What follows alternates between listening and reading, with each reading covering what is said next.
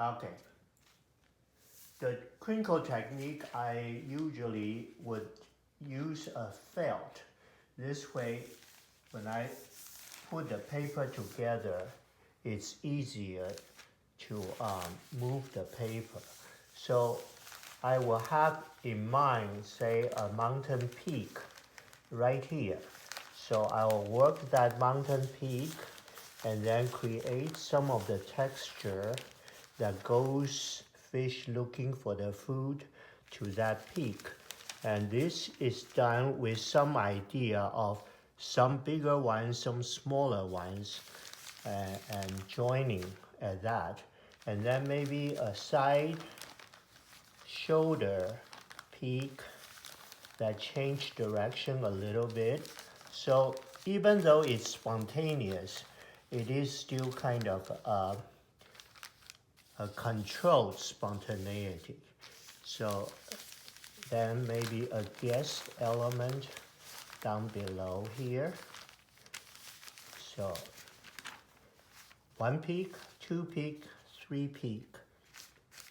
So then I just try to get a bigger brush, like OAS Phoenix brush, and I will load some dark ink, and I'll work with light brushing on top to get the texture naturally show itself. And because the tip area is darker, so the mountain top area will be more intense, and then the body will make the color fade as it comes down. In landscape, in Chinese way of thinking, sanshui, or the landscape, is mountain meeting water. So the mountain will end into mist. So we like the base of the mountain fading. Oh, that's nice. So certain area I brush a little bit more, other area I brush a little less, so that we have a lot more element of variation. So that is the first idea. Okay, so that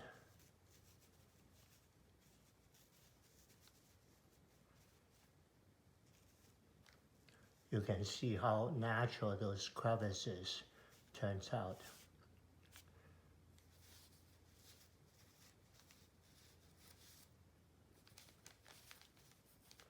And then if I wash it off, I can use some extra light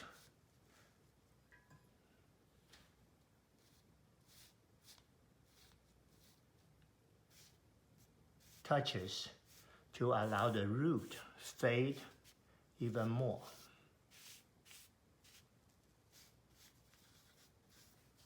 So that's kind of the idea for creating the natural texture.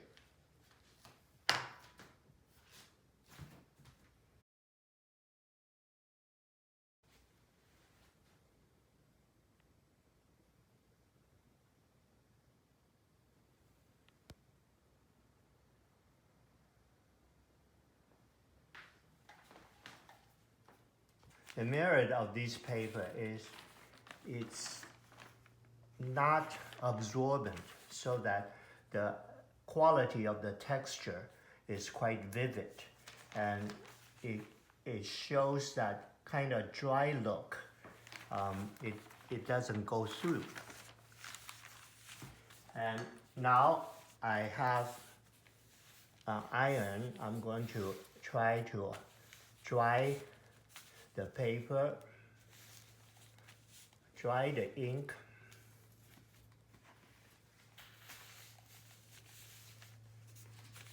It need not to be totally flattened, but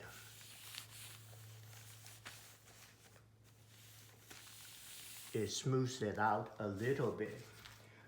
If you notice,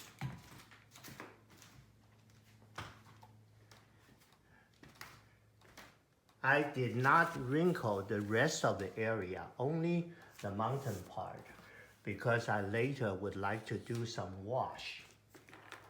And now I'm using the OAS large flow brush. I'm going to add some color. Usually I'll have some warm color like ochre on the nose of the mountain, which is that part of the mountain that comes forward. Usually it's in the middle of the peak. And I would probably add some vermilion, some brown,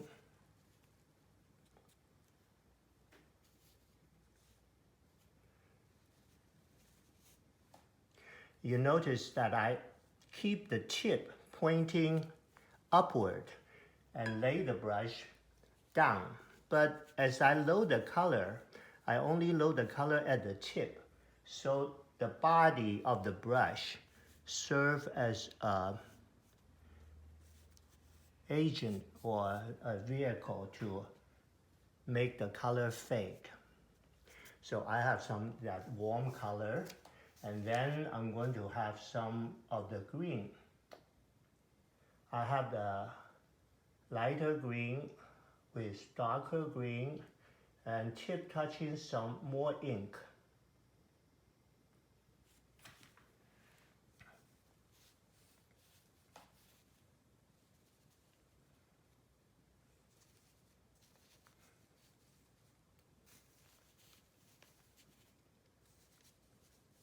And certain area, I might just keep it open so that it adds a little more dimension.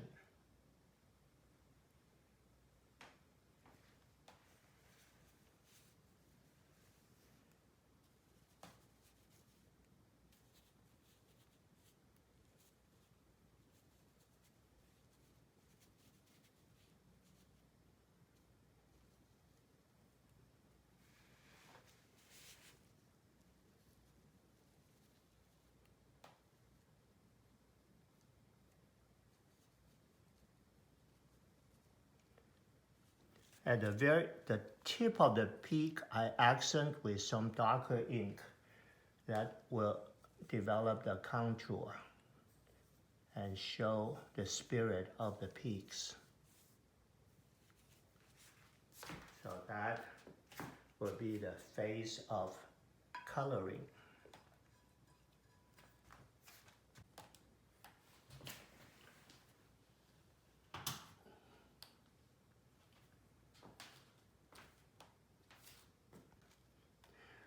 Because usually I would allow the color dry naturally, but because we want to show the program in a short time, so I again will iron dry what I have done.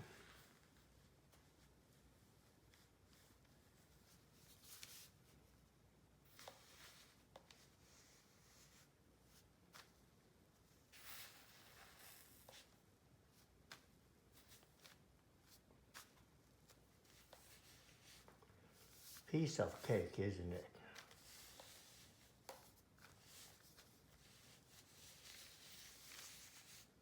Just the top part of the peak.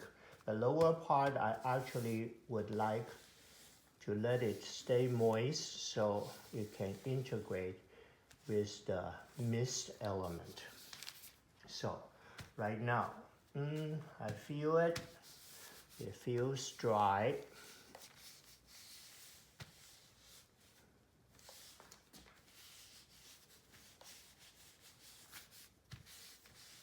Could be mistaken as a laundromat.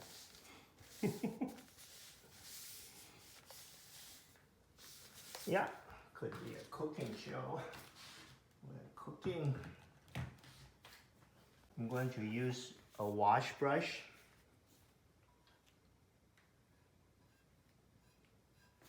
And I'm going to try to re-wet the paper a little bit with a spray bottle with clear water. It's just dampen the paper, not having it soaking wet.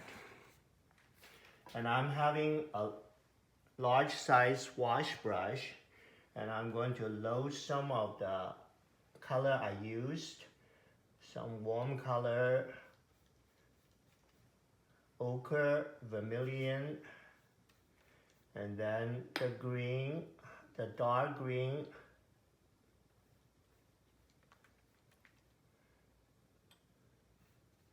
and some ink. The color is in stages.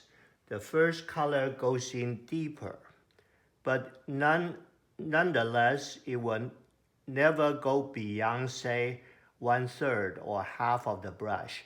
And then I blend to allow these different color integrate. And then I can reload the tip area, the root area stronger.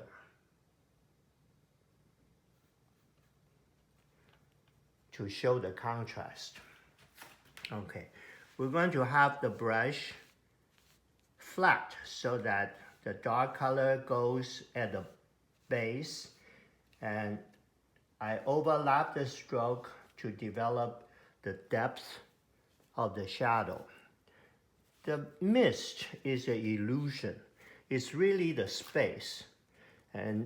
But if the space without shadow, it's flat. It doesn't give the range or the volume of the mist. So I do this to create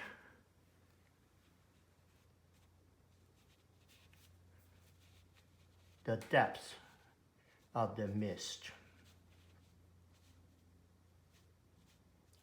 And if I work the brush this way, it's wider, but if I turn the brush, then it tapers. Then it develops that fading, as if the mist is into the void. So I work this at the base area of the mountain.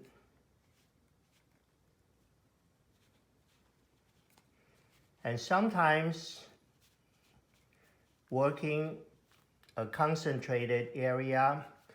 Other times I let go because the nature of the mist, it's like sometimes it's dense, other times it fades into light mist. So I don't want to get a whole row of dark shadows.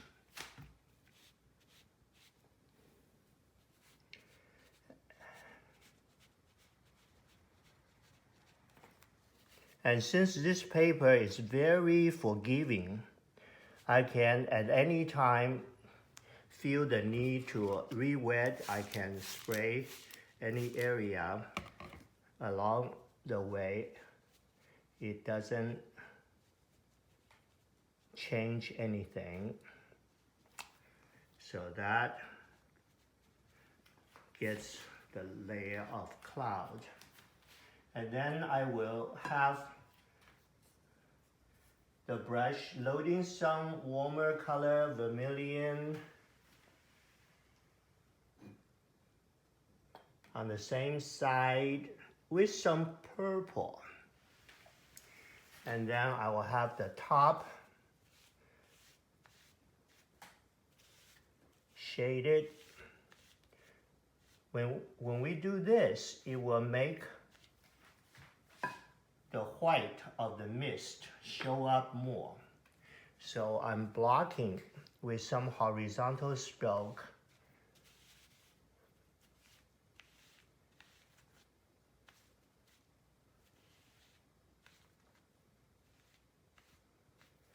When you do wash, you do need to wash every stroke off paper so that paper would not be picked up. and disrupt the shape. And this purple can also apply onto the top of the shadow to add more depth.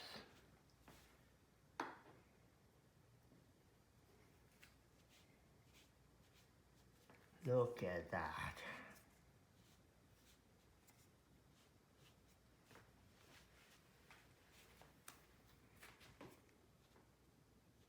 A little dimple. And perhaps I can use the Phoenix brush with a little bit purple and adding a little distant silhouette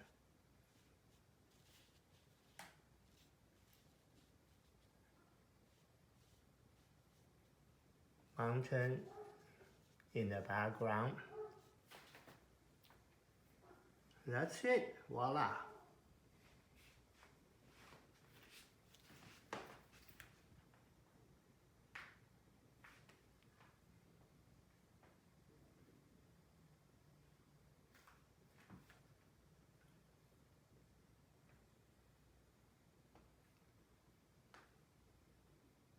Complete all the elements. So we can have some tree dots.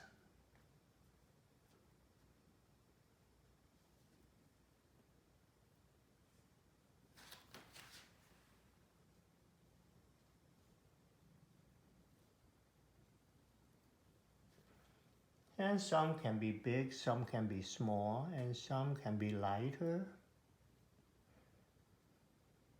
And we can do it wet on wet. The paper is very cooperating to keep the shape. Okay.